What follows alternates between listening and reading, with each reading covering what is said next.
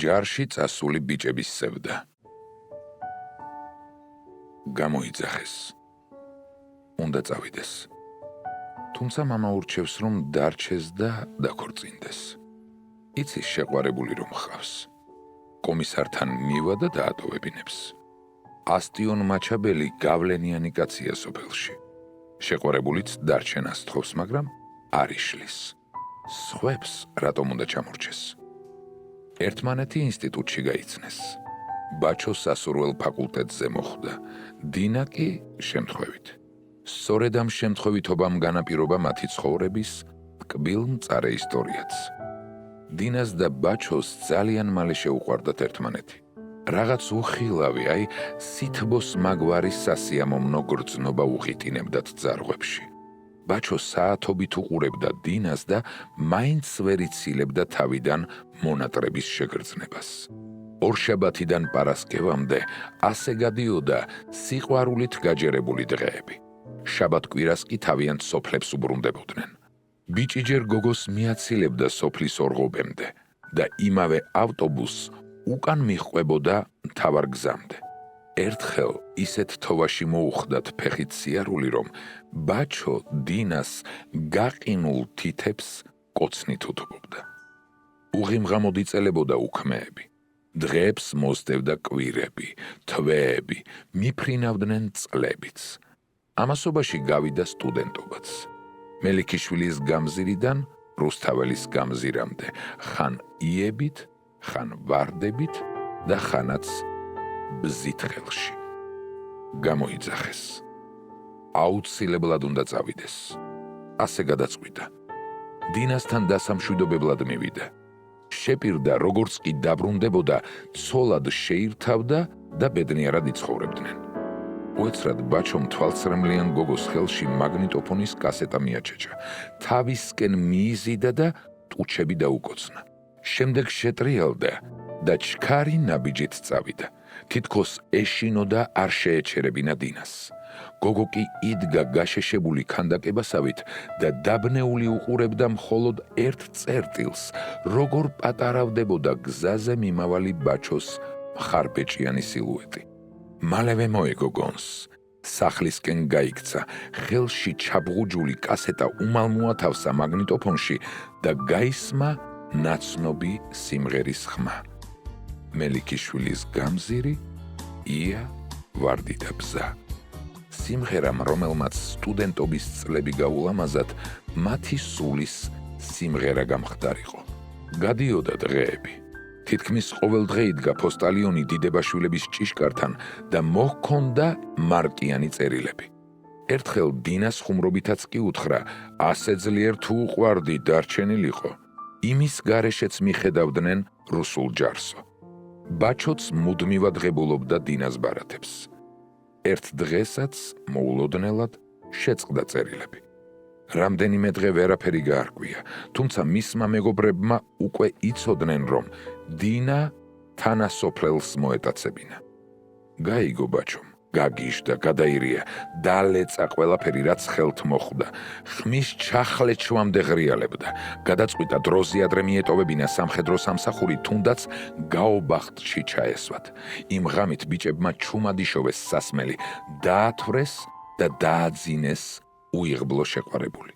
გამოღვიძებულზე სულ სხვა აზრზე დადგა ბიჭი. იმის გააზრება, რომ მოტაცებულ გოგოს სახლში აღარ დააბრუნებდნენ, ძალიან გაუჭირდა. ბაჩო დიდ რუსეთში ებრძოდა სიყვარულის ტკივილებს. დინა კი აქ, საქართველოში. ნანობდა ბაჩო ჯარში წასვლას, მაგრამ სინანული გვიანი იყო. თუმცა როგორც არის ხოლმე, დრომ თავის იქნა და დრო ხომ ტკივილ გამაყუჩებელს შეიცავს. როგორც იქნა დასრულდა სამხედროში ყოფნის უსასრულო დღეები. დაბრუნდა ბაჩო, დახვდა ოჯახი, სოფელი მეგობრები, მხოლოდ არ დახვდა დინა. ზღვარგადასულ ღრეობას როგორც იქნა მოეღო ბოლო. თითქოს ომიდან დაბრუნებული ყოს ბიჭი. რამდენიმე დღეში მისი დაოჯახების საკითხიც წამოჭრეს. არავისთვის არაფერი უთქვამს, მხოლოდ საკუთარ თავს დაუდო ფიცი სოფლის განაპირას წმინდა გიორგის ნიშთან, რომ 10 წელი ცოლს არ შეირთავდა. ეს რა მაფიქრებინა, ახლაც უკვირს. 2 დღის შემდეგ თავის და დინას საერთო მეგობარს ესტუმრა. სხვათა შორის მოიკითხა გოგოს ამბები. კივილი მაშინ გაუახლდა, როცა გაიგო, რომ მის საოცნებო ქალს ოჯახი დაანგრეოდა და პატარა ბიჭს მარტოს რდიდა. გადაწყვიტა ენახა. გონებაში ნაცნობი სიმღერა ამოუტივტივდა და ყურში ცხადად ჩაესმა. სად არის ახლა ის ქალი? ალბათ აკვანთან ზის? წასვლის წინ მაინც ბევრი იფიქრა. მისულიყო თუ არა მასთან. თავს დამნაშავედ გრძნობდა. მაშინ რომ არ დაეტოვებინა, ყველაფერი სხვაგვარად იქნებოდა. მაინც გადაწყვიტა მისვლა, რადგან ისე კლავდა მონატრება, ისე ძლიერ უნდოდა დინას ჩახუტება, მოფერება. გაახსენდა წაბლის ფერთმებზე, რომ ეალერსებოდა ხოლმე. იმ დაწყებული კოცნის გაგრძელებაც სურდა ძალიან, წლების წინ რომ შეატოვა ქალს ბაგეზე. ამ ფიქრებში გართულმა ვერც კი შეამჩნია, როგორ აღმოჩნდა დინას სახლთან.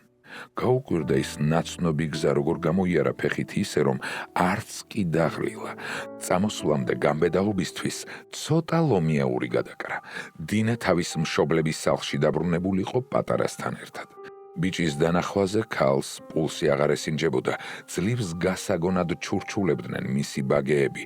ბაჩო, ბაჩო. გონება დაკარგა. გოგო ჩაიკეცა.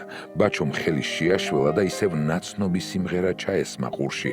იქნება ისევ ბავშვია, თვალები შერჩა შვლის.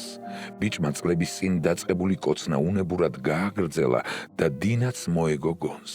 გაბუტული თვალებით მიაჩერდა ბაჩოს და გორგალივით მარგალიტები ღაწვებზე ჩამოუგორდა. თვალები შერჩა შვლის. გაიფიქრა ბიჭმა. რამდენიმე წუთში გვერდი სხდნენ. ყველაფერი დაწვრილებით მოუყვა დინამ. თან საყვედურობდა, ჯარში რომ არ წასულიყავით, ჩემი ცხოვრება ასეთი არ იქნებოდაო. თითქოს ბიჭიც დამნაშავედ გრძნობდა თავს. ბავშვს ბაჩო დაარქვა. ბაჩო მამის გაგონებაზე თავი ვეღარ შეიკავა და თასავით კაცს თვალებით სრემლით აებსო. ორივე ერთად ტიროდა თავის უბედობას. გიჟივით უკოცნიდა ქალს სახეს, ხელებს, ტუჩებს. უცებ წამოხდა. როგორც მაშინ წლების წინ, უკან მოუხედავად გაეცალა ღონემი ხდილ ქალს. თავში მხოლოდ ერთი აზრი უტრიალებდა, ვინც მათ შორის ასე სასტიკად ჩადგა და შეურაცხყო მათი სიყვარული მწარედ გასწორებოდა. თან ხმამაღლა ყვიროდა, რას ერჩოდა თუ ვერ მიხედავდა, ის ხომ დინას საოცარ ცხოვრებას პირდებოდა. ამასობაში ქალის ქმარყოფილის სახლს მიუახლოვდა. დაუძახა, გარეთ გამოიყვანა, არაფერი უთქვამს, პირდაპირ თავში უთავაზა ძლიერი მუშტი. მერე აღარ ახსოვს რა დაემართა.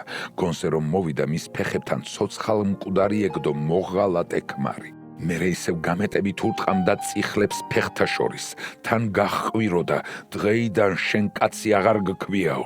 ბიჭი ისევ თავისმა ღრიალმა მოიყვანა გონს.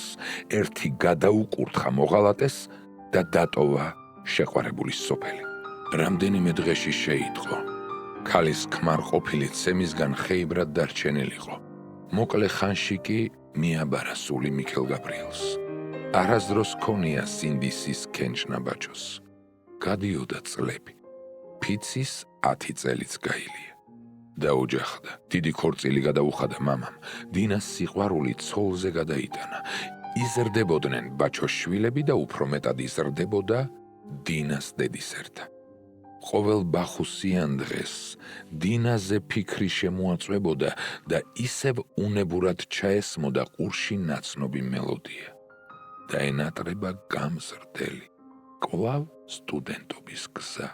გულში იქ სადღაც შეუღიტინებდა ხოლმე პირველი სიყვარული. დაქოქავდა მანქანას და მიქროდა შეყვარებულის სოფლისაკენ. ორღობეში ვინმე პატარა ბავშვს გამოიჭერდა, ხელში ფულს ჩაუბღუჯავდა, თან ფეხის ქირასაც აძლევდა და ატანდა დინასთან. უმამო ბავშვს ხომ უნდოდა გაზრდა. ქალი ვერ ხვდებოდა, ვისგან უნდა ყოფილიყო ეს გზავნილი, თუმცა გულის კუნჭულში რაღაც ბაჩოს თავს ახსენებდა. დინა იმ ფულს უკლებლივ ინახავდა, ხელებს სწვავდა ქაღალდის ნაგლეჯები.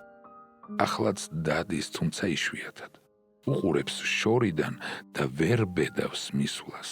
არ უნდა შეურაცხყოს მისი და დინას ოჯახი, არადა არ ასვენებს სურვილის მახრა. სიცოცხლეს გაიღებდა მასთან გატარებული ერთი ღამისთვის, თუნდაც მარტო ნაცნობი მელოდია ყოფილიყო მათი სიყვარულის მოწმე და ისევ ჩაესმის ყურში მელიქიშვილის გამზირი, ია, ვარდი და ბზა.